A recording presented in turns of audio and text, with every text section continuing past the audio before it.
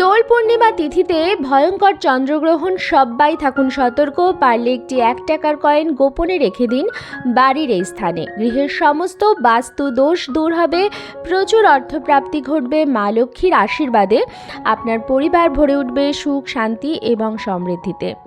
দোল আপনার জীবনে অনেক আনন্দ ও উচ্ছ্বাসের রং নিয়ে আসবে। নমস্কার বন্ধুরা, আমি সুচরিতা। সবাইকে স্বাগত জানাচ্ছি কিপ গ্রুমিং চ্যানেলে। বন্ধুরা, আশা করছি ঈশ্বরের আশীর্বাদে প্রত্যেকেই ভালো আছেন এবং সুস্থ আছেন। আর হাতে গোনা কয়েকদিন বাকি, সামনেই আসতে চলেছে বছরের অন্যতম গুরুত্বপূর্ণ পূর্ণিমা দোল পূর্ণিমা। দোল পূর্ণিমা তিথিতে প্রায় প্রত্যেক গৃহস্থ বাড়িতেই মা লক্ষ্মীর বিশেষ পূজা অর্চনা হয়ে থাকে। অনেক বাড়িতে সত্যনারায়ণ ভগবানের পুজো হয়। যাদের বাড়িতে রাধা কৃষ্ণের বিগ্রহ প্রতিষ্ঠিত আছে তারা অবশ্যই দোল যাত্রা করে থাকেন। দোল পূর্ণিমার এই তিথিটি অত্যন্ত পবিত্র এবং পুণ্য একটি তিথি। এই দিনটিতে প্রচুর পুণ্যার্থীরা আছেন যারা গঙ্গা স্নান করেন, দান করেন, তার সাথে পূজা অর্চনা করেন।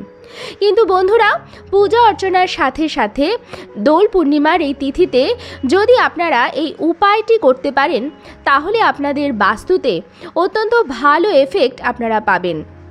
এর ফলে আপনার ঘরের সমস্ত রকম বাস্তু দোষ দূর হবে, যার ফলে আপনার বাড়িতে অর্থনৈতিক উন্নতি এবং অগ্রগতি আসার পথে বাধা আসছিল, সেই সমস্ত বাধা এবং বিপত্তিগুলো দূর হবে।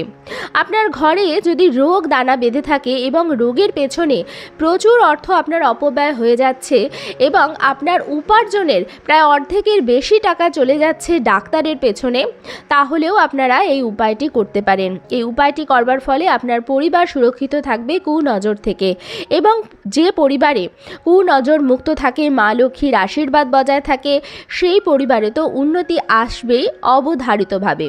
এই বছর অর্থাৎ 2026 সালে এই বিশেষ দিনে আবার পড়েছে পূর্ণগ্রাস চন্দ্রগ্রহণ, যেটি ভারতবর্ষে দৃশ্যমান। দোল পূর্ণিমা তিথিতে এই গ্রহণ কিন্তু একটি গভীর সংযোগ বহন করছে। যে কোনো টোটকা বা উপায় করবার জন্য এই দিনটি অত্যন্ত ভালো। তাই আমার সকল দর্শক বন্ধুদের অনুরোধ করব আজকের এই ভিডিওটি সম্পূর্ণ দেখবেন। ভিডিওটি দেখার পর ভালো লাগলে অবশ্যই কিন্তু একটি লাইক করবেন, কমেন্টসে লিখবেন জয় মা লক্ষ্মীর জয়, এবং বন্ধুরা অবশ্যই ভিডিওটি শেয়ার করবেন আপনাদের নিকট আত্মীয় স্বজন এবং বন্ধু বান্ধবদের সাথে। দোল পূর্ণিমা পড়েছে বাংলার 18ই ফাল্গুন 1432, ইংরাজি 3রা মার্চ 2026 মঙ্গলবার দিন।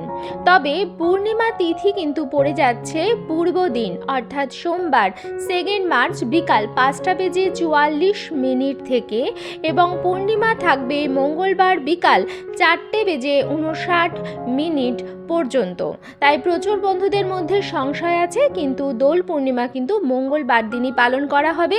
আর এই বিশেষ দিনেই আবার পড়েছে পূর্ণগ্রাস চন্দ্রগ্রহণ। গ্রহণ স্পর্শ দুপুর 3:20 গ্রহণ মধ্য বিকাল 5:05, গ্রহণ সমাপ্তি রাত্রি 6:48, গ্রহণ স্থিতি 3 ঘন্টা 28 মিনিট, পূর্ণ গ্রাস স্থিতি হচ্ছে 59 মিনিট।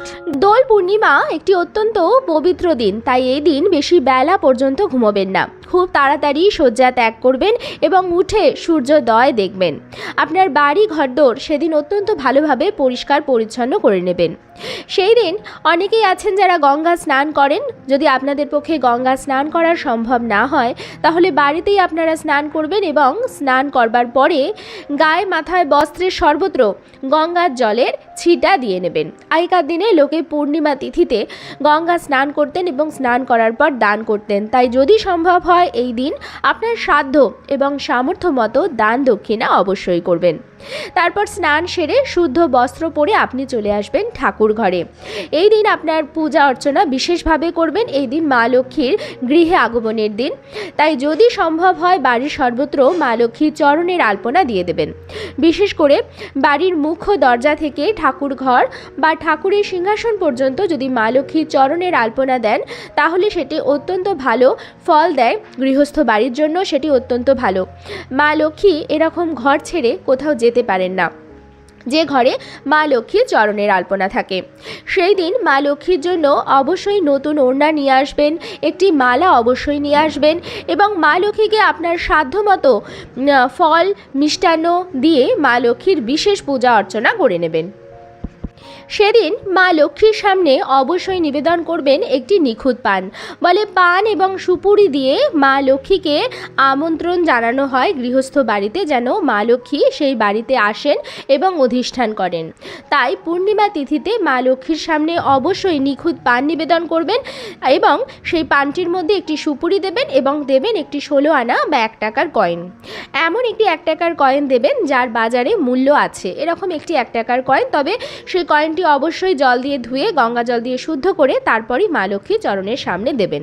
তাহলে আপনি মা লক্ষ্মীর কাছে নিবেদন করবেন একটি নিখুঁত পান বোটা সমেত এবং নিবেদন করবেন একটি সুপুরি।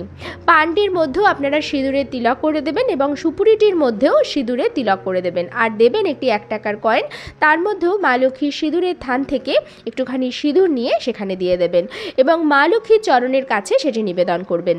তার মধ্যে দিয়ে দেবেন সামান্য পরিমাণে অক্ষত বা অক্ষত আতপ চাল। বন্ধুরা, যেরকম আপনারা স্ক্রিনে দেখতে পাচ্ছেন, এইভাবে আপনারা মা লক্ষ্মীর সামনে একটি পানের অর্ঘ্য নিবেদন করবেন, দিয়ে মা লক্ষ্মীকে আমন্ত্রণ জানাবেন যেন মা লক্ষ্মী আপনার ঘরে আসেন এবং অধিষ্ঠান করেন। আপনার বাড়ির সমস্ত বাস্তু দোষ মা লক্ষ্মীর আশীর্বাদে যেন দূর হয় এবং পরিবারে অর্থপ্রাপ্তির যোগও যেন তৈরি হয়। মনের ভক্তি দিয়ে আপনারা মা লক্ষ্মীর পূজা করবেন এবং মা লক্ষ্মীর সামনে অবশ্যই সেদিন একটি ঘিয়ের প্রদীপ ধরিয়ে দেবেন। এবং দেখবেন দোল পূর্ণিমাতে নানা রকম মিষ্টি পাওয়া যায়, যেমন নানা রকম মঠ বা ফুড কড়াই, এরকম টাইপের অনেক রকম মিষ্টি বাজারে এই সময় ওঠে। তাই পূর্ণিমা তিথিতে মা লক্ষ্মীর সামনে সেই সমস্ত মিষ্টি নিবেদন করবার চেষ্টা অবশ্যই করবেন। আপনি পুজো করবার পরে ঠাকুর ঘর ছেড়ে দেবেন এবং 10 মিনিট পরে এসে যা যা ভোগ আপনি নিবেদন করেছেন সেই সমস্ত জিনিসপত্র আপনি তুলে নেবেন। যেহেতু এই বছর দোল পূর্ণিমা তিথিতে চন্দ্রগ্রহণ পড়েছে এবং এটি ভারতবর্ষে দৃশ্যমান, তাই এর সূতক সময়ও গ্রাহ্য হবে। সূতক সময়েও কোনো পূজা অর্চনা চলে না, তাই বন্ধুরা আপনারা পূজা অর্চনা সূতক সময়ের পূর্বে করে নেবেন এবং পানের মধ্যে যে জিনিসগুলি আপনারা অর্পণ করেছেন সেটি আপনারা সূতক সময়ের পূর্বে তুলে নেবেন অথবা সূতক সময় ছেড়ে গেলে তারপর আপনারা তুলবেন। সেই জিনিসগুলি নিয়ে নেবেন হাতে, আপনার ডান হাতের একটি মুঠোর মধ্যে নিয়ে নেবেন এবং যদি আপনাদের কাছে হলুদ রঙের শালু কাপড় থাকে তাহলে তার মধ্যে আপনারা বেঁধে নিতে পারেন। যদি হলুদ শালু কাপড় না থাকে তাহলেও চিন্তা করবেন না, আপনি আপনার ডান হাতের মুঠোর মধ্যে সমস্ত জিনিস নিয়ে নেবেন। তাহলে আপনি কি নিলেন? একটি 1 টাকার কয়েন, সুপুরি এবং মা লক্ষ্মীর সামনে যে অক্ষত আপনি নিবেদন করেছিলেন সেই সমস্ত কিছু নিয়ে আপনি চলে আসবেন আপনার রান্নাঘরে, যেখানে আপনার চালের ভাণ্ডার আছে সেখানে, এবং সেই চালের পাত্রে আপনি মিশিয়ে দেবেন আপনার হাতে রাখা সেই সমস্ত মা লক্ষ্মীর আশীর্বাদ প্রাপ্ত সামগ্রীগুলি। অর্থাৎ খুব ভালোভাবে মিশিয়ে দেবেন। আপনার ডান হাত চালের যে পাত্র আছে তার মধ্যে দিয়ে আপনি খুব ভালো করে চালের পাত্রের সাথে মিশিয়ে দেবেন। দেখুন বন্ধুরা, একটা বাড়ির যে চালের পাত্র সেটি একটি বাড়ির সৌভাগ্য এবং সমৃদ্ধিকে রিপ্রেজেন্ট করে, বোঝায়। আমরা বলি ধন ধান্যে ভরা, অর্থাৎ খাদ্যেও ভরা। যখন মানুষ বিপদে পড়ে, যদি মানুষ ঘরে আটকা পড়ে যায়, কোনো কারণে বাইরে যেতে পারছে না, তখন মানুষ টাকা পয়সা খেয়ে জীবন ধারণ করতে পারে না। তার জীবন ধারণ করবার জন্য লাগবে অন্ন বা ভাত, এবং ভাত বা অন্ন বা ধান আমাদের প্রধান খাদ্যের মধ্যেও পড়ে। তাই বন্ধুরা, চালের পাত্র আমাদের বাড়ির মা অন্নপূর্ণা, সেটিকে দেখেন, খেয়াল রাখেন, এবং চালের ভাণ্ডারকে মা অন্নপূর্ণার ভাণ্ডার বলা হয়। একটি বাড়ির সমৃদ্ধি নির্ভর করে। তাই বন্ধুরা, চালের পাত্রটি কিন্তু বিশেষ, এবং সেই চালের পাত্রে মা লক্ষ্মীর আশীর্বাদ ধন্য এই সামগ্রীটি যদি আপনি রাখেন, তাহলে বন্ধুরা সারা বছর মা লক্ষ্মীর আশীর্বাদ আপনার সাথে থাকবে। আপনি যখন সেই খাবারটি গ্রহণ করবেন, আপনি নিরোগ থাকবেন, সুস্থ থাকবেন। ডাক্তারের পেছনে যে পয়সাটা আপনার খরচ হচ্ছে সেটা হবে না। এর ফলে আপনার পরিবারে অর্থপ্রাপ্তির যোগও তৈরি হবে। এবং বন্ধুরা, দোল পূর্ণিমা তিথিতে কিন্তু আপনি আবির অবশ্যই নিয়ে আসবেন মা লক্ষ্মীর চরণে। আপনার ঠাকুরের সিংহাসনে যা যা দেবী এবং দেবতা আছেন সবার চরণে আপনি আবির দেবেন দোল পূর্ণিমা তিথিতে সবার আগে। তারপর বাড়ির গুরুজনদের দেবেন, বাড়ির সমস্ত সদস্যদের আবির মাখাবেন এবং তারপরে আপনি আবির বাইরে খেলবেন, কিন্তু প্রথমে আপনি ঠাকুরের চরণে আবির দেবেন।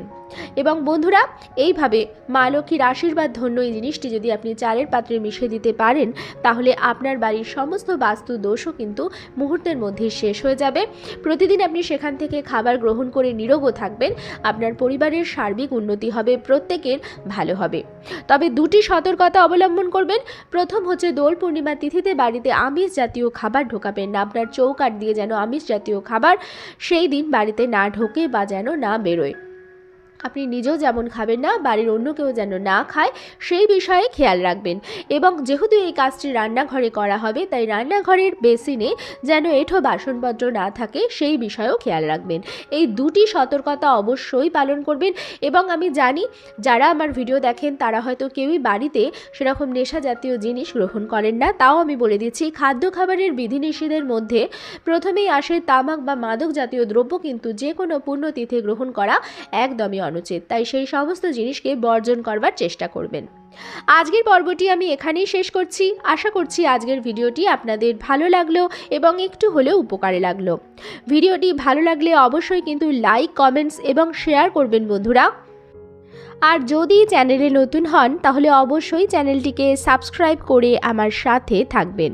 দেখা হবে কিপ গ্রুমিংয়ের নতুন আরও একটি পর্ব নিয়ে। সবাই খুব ভালো থাকবেন, সুস্থ থাকবেন। আপনাদের প্রত্যেককেই জানাচ্ছি দোল পূর্ণিমার অগ্রিম শুভেচ্ছা।